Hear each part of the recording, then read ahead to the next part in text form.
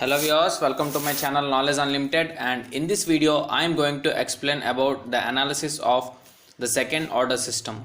So this is the closed loop transfer function of a second order system that we have already derived in the previous videos. That is by taking a basic RLC circuit, we have derived the transfer function, then we obtained it as omega n square by s square plus 2 zeta omega n s plus omega n square, where we substituted the value of 1 by root LC as omega n and derived zeta as r by 2 root L by C. So these are the parts we are completed in the previous videos, and there I used two new terms, that is omega n called as the natural frequency and zeta as the damping ratio.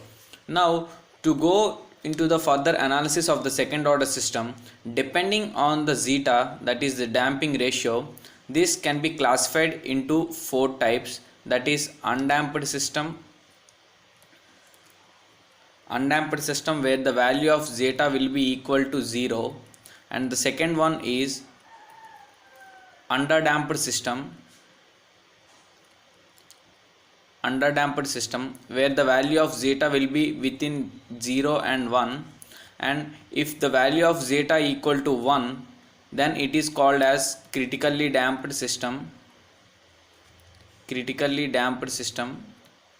if the value of zeta equal to 1, and finally if the value of zeta greater than 1, then it is called as overdamped system. So now by substituting the value of zeta in this equation, we are going to do the analysis of each and every type that we are classified here. And one point that you should know is the underdamped system is most important among the four, and we are going to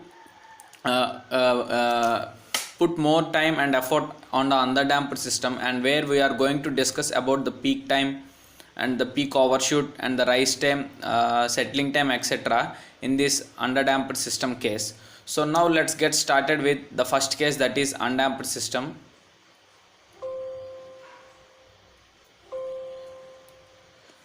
So let's get started with the undamped system.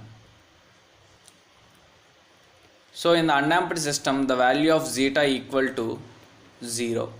So if you substitute the value of zeta 0 in the closed loop transfer function, then we will get the value of the transfer function as omega n square by s square plus omega n square, because 2 zeta omega ns will become 0 if you substitute zeta equal to 0.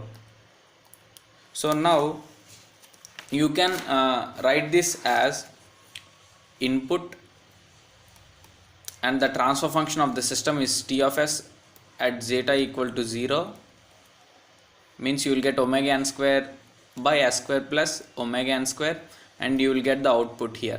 So let me consider the input as a unit step input. So its s domain representation will be 1 by s, and here it is already present in the s domain, that is omega n square by s square plus omega n square. So we have to observe the output. Let me take it as C of s. So to observe the output, it is simply convolution in time domain. The output will be the convolution in time domain and its multiplication in s domain or in frequency domain, you can say. So the output C of s equal to the multiplication of the inputs, that is 1 by s into omega n square by s square plus omega n square. So now from the method of partial fractions, you can split this into two summation terms, that is you can write them as a by s plus bs plus c by s square plus omega n square. Why I am writing it as bs plus c? Because here the denominator is s square plus omega n square. So from the formula you can write it as a by s plus bs plus c by s square. Now from that, if you take the LCM and cross multiply, you will get as a into s square plus omega n square plus bs plus c into s. So if you equate here, we have only constant term, that is omega n square. So if you simplify and equate each and every coefficient, that is s square coefficient is a plus b equal to 0, and the coefficient of s is here c, and only c here. So if you equate them, then you will get the values as follows, that is a equal to 1, b equal to -1, and c equal to 0. So these are the values you will get here. Simply I have told you two values, a and c. Why? Because since no s term in the numerator, so you will get simply c0. From that you can write that directly, and if you simplify them on your own, you will get these three values. You do on yourself. Why? Because it will take some time, which is not efficient to put here. So now you can proceed from that c of s equal to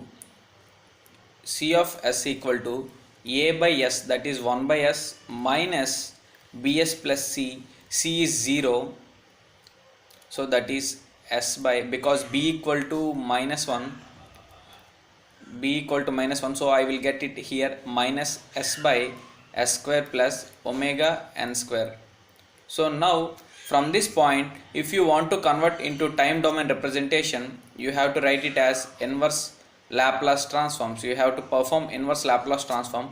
So 1 by s you can simply write it as u of t, because the Laplace transform of unit step function is 1 by s. So inverse of 1 by s will be unit step function, and from the sinusoidal and cosine, you know that cos bt equal to s by s square plus b square, and sin bt equal to b by s square plus b square. From these two formulas, now you can write here as cos omega n t into u of t.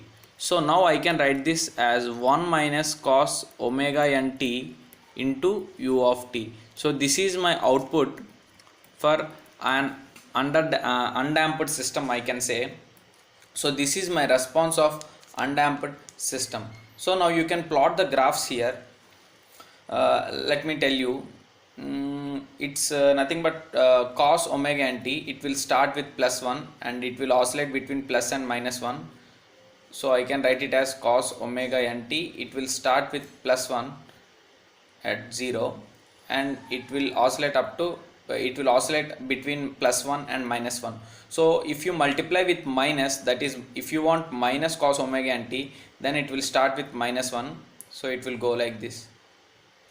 So this is minus cos omega n into t. So if you add +1 to this will shift to origin, because -1 plus 1 will be 0 and +1 plus 1 is +2. So finally I will get the new response, the overall response from origin to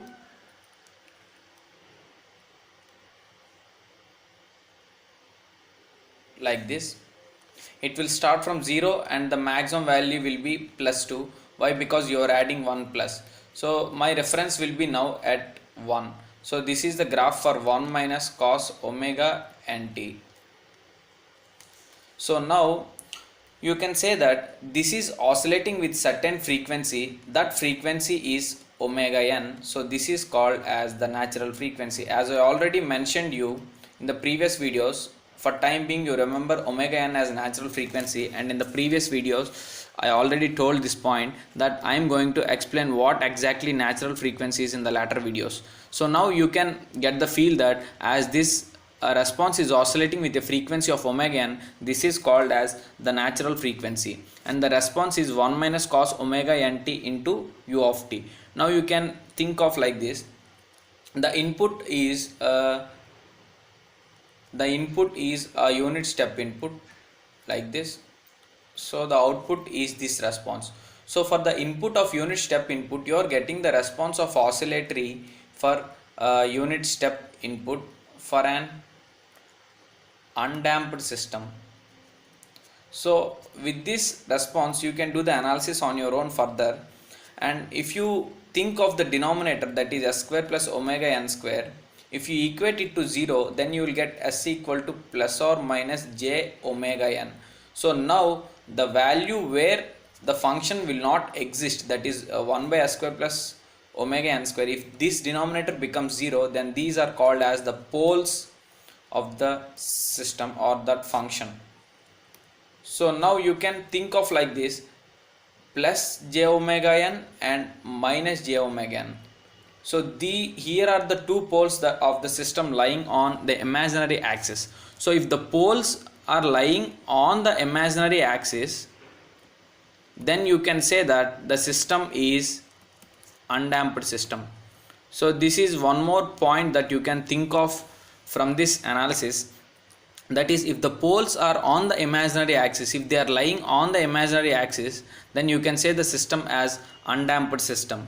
And now you can say that the damping ratio zeta equal to 0 is leading to this case, so we called as undamped, because there is no damping ratio at all in this case that we are substituting zeta as 0. So this case is called as an undamped system. So now with this you can do some problems, that if the poles of the given system is on the imaginary axis, if they are on the imaginary axis, then you can simply say that the system as an undamped system. So this is just a brief introduction to the undamped system. In the next video we are going to discuss about an underdamped system, where the analysis will be bit longer and quite tougher. So that's all for this video, and see you in the next one.